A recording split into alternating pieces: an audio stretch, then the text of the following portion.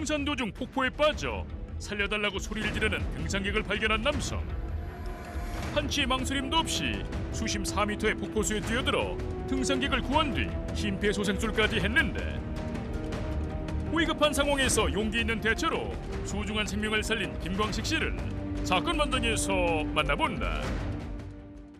네, 오늘은 이 등산 도중 위험에 처한 시민을 구한 남성을 만나보겠습니다. 어떤 분인가요? 네, 지난 5월에 등산 도중에 폭포수 물에 계곡에 휩쓸린 남성을 구해낸, 그러니까 생명을 살렸고요. 그 물에서 건져낸 것뿐만 아니라 심폐소생술까지 해서 말 그대로 한 사람의 소중한 생명을 구한 김광식 씨가 오늘의 주인공입니다. 네, 지금 이제 김광식 씨가 이제 등산 중에 위급한 상황을 목격하면서 사람을 구했는데요.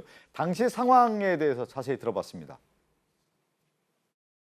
시민하고 같이 대야산 가오는 중에 산악계 분들이 이렇게 막 소리를 지르길래 5월인데 벌써 물놀이를 한갑다 하고 봤는데 어떤 분이 빠져서 호적거리길래 옆에 분들이 다 연세가 60대 정도 되신 분들이라서 어떻게 못하고 막 물어보더라고요. 수영하실 분 하는 사람이냐 도와달라 하길래 제가 스킨스쿠버를 정상에서 하니까 그냥 물에 대한 두려움도 없고 수영도 좀 오래 했고 해서 죽어 모르게 이렇게 들어가서 했거든요. 구조를 넘어지셔가지고 배낭을 이제 버렸으면 괜찮은데 배낭까지 메고 계시니까 앞으로 꼬꾸라지더라고요. 그래갖고 눕혀가지고 이렇게 뒤에서 이렇게 그분 이제 구조하고 119 올 때까지 이제 CPR 배워놔서 그렇게 하다 보니까 다행히 이렇게 안 오고 나니까 숨이 돌아오시더라고요.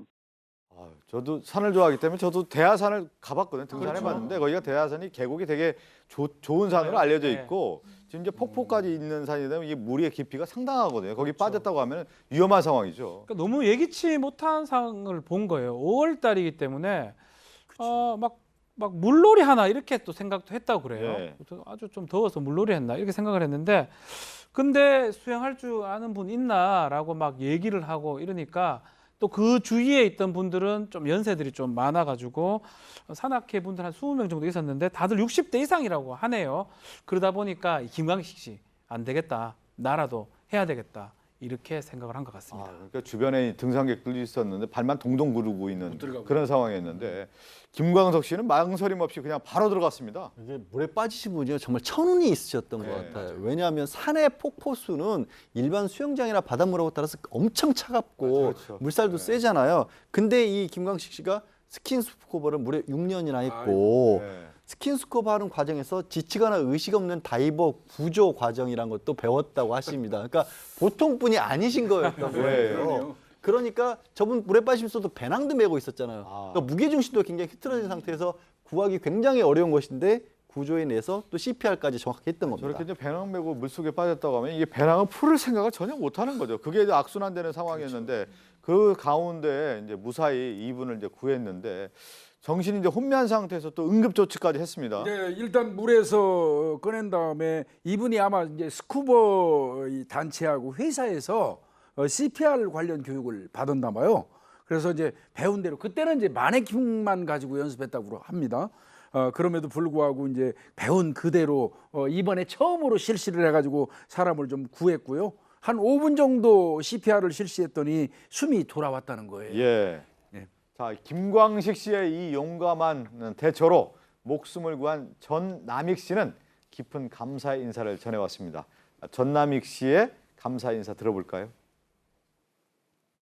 그 당시 저는 생을 다 포기했어요. 물속에서 하나님 앞으로 데려가 달라고 기도하고 있는 상태에서 김광식 씨가 들어와서 저를 건져낸 겁니다. 저는 죽는다고 확신했어요. 그런 절박한 상황에서 등산 가다가 구해달라는 그 소리 듣고 와서 사실성의 정신으로 뛰어들어 그분 정신이 대단하죠.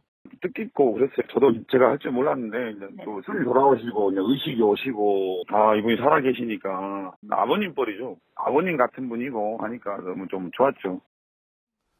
얘기 들어보니까 그냥 지금 물에 빠진 전남익 씨 같은 경우는 그 그렇죠. 순간에 얼마나 그랬겠습니까? 생사를 오구하는데 나는 이미 생을 포기했다는 얘기 듣는데 막 마음이 그냥 찡하네요, 정말. 죽는다고 네. 확신을 했다 그러잖아요. 뭐 더 이상 방법이 없다. 그러면서 이제 좀 어떻게 해야 되겠다 이 생각했는데 이 순간에 김광식 씨가 뛰어들었고요. 김광식 씨 말한 것처럼 전문가입니다. 뭐 다 할 줄 아는 전문가시고 그러면서 김광식 씨 얘기도 그래요. 아버지 같은 분을 자기가 구했기 때문에 또 이것도 본인도 울컥했다 그럽니다. 이 구하는 과정에서 숨소리가 들리면서 아, 내가 살려냈구나. 그러면서 이 두 사람의 어떤 그 인연, 아니면 뭐 인연이라고 표현하면 좀 그렇지만 그게 이 사람을 살린 게 아닌가 이 생각이 듭니다. 생명의 은인이죠. 정말 인연 얘기하셨는데 얼마나 깊은 인연이겠습니까?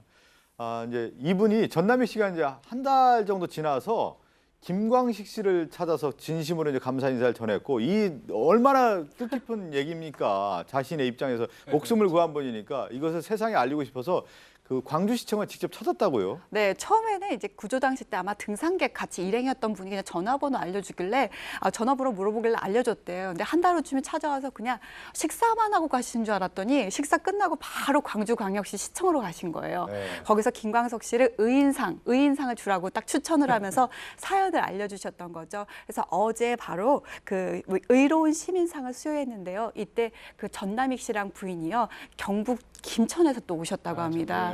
네, 그러시면서 전남희 씨 이렇게 얘기를 하는데요. 의향의 고장인 광주에서 의인을 만나 제2의 인생을 살게 됐습니다. 앞으로 남은 여생은 어려운 분들에게 봉사하며 살겠습니다라고 감사 인사 지금 사진을 보면 드렸습니다. 이러네. 저 이용섭 시장이 있고 그 오른쪽에 김광식 씨가 있고 그 옆에 바로 전남익 씨가 저렇게 서 있는 모습인데, 저 사진을 보니까 그 상황이 아찔한 상황이었지만 저렇게 좋은 인연으로 만나서 저렇게 사진을 보니까 감동스러운 장면이 나왔는데, 자, 신속하고 용감한 대처로 소중한 생명을 살린 김광식 씨는 당부의 말을 또 전했다고 합니다. 그 말씀도 듣고 올까요? 목숨을 챙길 수 있게끔 수영은 무조건 배웠으면 좋겠어요. 왜냐하면 자기가 빠진 거는 자기 목숨을 챙길 수 있어야 되잖아요.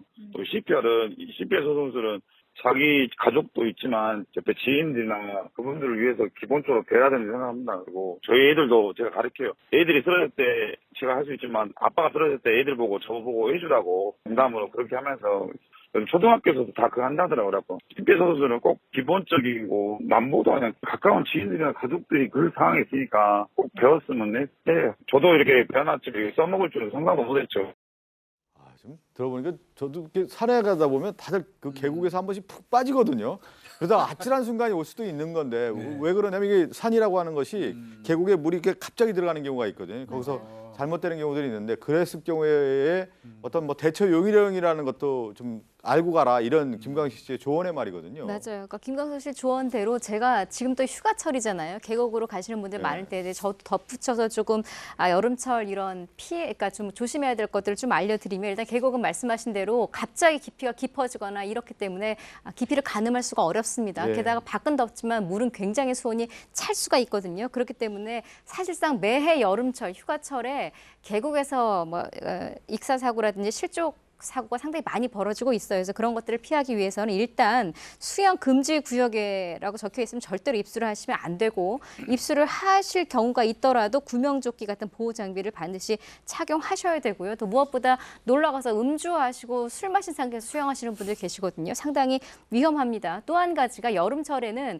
소나기가 잠깐 내릴 때 집중 호흡, 폭우가 내리는 경우가 있어요. 이럴 경우에 갑자기 물이 순식간에 벌어지면 역시 굉장히 위험하니까 일기예보 꼭 챙기시길 바라고, 지금 이 김광식 씨가 요청하신 거는 두 가지입니다. 예. 자기 자신을 위해서라도 나의 생존을 위한 수영은 기본적으로 좀 배워둬라. 두 번째는 심폐소생술도 꼭 배워라였는데, 본인의 자녀들에게도 꼭 배워라라고 이야기를 했는데요. 그 이유가 만약에 너희들 엄마 아빠 갑자기 무슨 일 생기면 너희들이 심폐소생술로 살려야 될 것 아니냐, 이런 이야기를 한다고 하는데, 본인도 그냥 배워만 놨는데 이렇게 써먹었잖아요. 누군가를 살렸잖아요. 예, 그 예. 얘기를 강조를 하면서 이 방송을 보시는 모든 분들이 자신을 위한 생존 수영 그리고 심폐소생술 꼭 배웠으면 좋겠다라고 수영은 당부하셨습니다. 쉽게 배우기 어렵습니다. 저 같은 경우는 안 되더라고요. 안 되는 사람도 있습니다. 근데 저 딴 거는 몰라도 우리 사건 반장이 6번 코너 미담 코너 아니겠습니까? 절반이 CPR, 이 심폐소생술 얘기거든요. 이거는 분명히 진짜 해야 될 것 같아요. 저 뭐 예비군 훈련감 이런 것도 가르쳐주기도 하지만 정말 배우려면 뭐 가까운 구조본부라든지 교육이 돼 있기 때문에 교육이 항상 좀 준비가 돼 있습니다. 가능하면 뭐 어렵지도 않아요. 한 번만 익혀놓으면 충분히 써먹을 수 있다. 누구나 미담의 주인공이 될 수 있다. 이 말씀을 좀 드리고 싶습니다. 우리가 뭐 어떤 신앙으로 뭐 하나님 얘기할 수도 있지만 그 전남희 씨가 그 얘기했잖아. 내가 생을 포기하는 마음까지 했는데 하나님 앞으로 데려가 달라는 어떤 그런 마음까지 들었다는 거 아니겠어요? 아까 말씀 들어보면. 근데 그 하나님이 누굽니까? 오늘 보니까 김광식 씨 아니에요. 김광식 씨가 제가 손을 잡아줬기 때문에 그런데 주변에 이런 은인이 있다라는 것이 또 김광식 씨도 또 전남익 씨는 저 좋은 인연으로 이렇게 만났으니까 또 앞으로 큰 인연을 더 만들어 가시기 바라겠습니다. 오늘 이 사건을 끝으로 인사를 나누겠습니다.